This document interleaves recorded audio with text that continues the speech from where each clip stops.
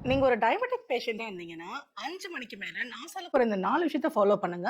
உங்க டயபெட்டிஸும் கண்ட்ரோல்ல இருக்கும். அதே மாரி நீங்க ஹெல்த்தியாவும் ஃபீல் பண்ணலாம். ஃபர்ஸ்ட் பார்த்தீங்கன்னா, நீங்க சாப்பிட்ட உடனே ஈவினிங் வந்து நடக்கிற ஒரு பழக்கத்த வச்சுக்கோங்க. நார்மலி நீங்க வாக்கிங் போவீங்க. ஆனா, டின்னர் முடிச்சிட்ட பிறகு நீங்க நடக்கிற ஒரு பழக்கத்த வச்சுக்கோங்க. அது உங்களுக்கு ரொம்பவே வந்து சுகர் கண்ட்ரோலுக்கு ஹெல்ப்ஃபுல்லா இருக்கும். செகண்ட் பார்த்தீங்கன்னா, ஏர்லி டின்னர். டின்னர் வந்து முடிஞ்ச வரைக்கும் 6:00லிருந்து 7 மணிக்குள்ள முடிக்கிற மாரி பாருங்க. அதே மாதிரி நீங்க டின்னர் சாப்பிடும்போது உங்களுக்கு வந்து ரொம்ப லைட்டான ஃபுட்டா எடுத்துக்கணும்னு ட்ரை பண்ணுங்க.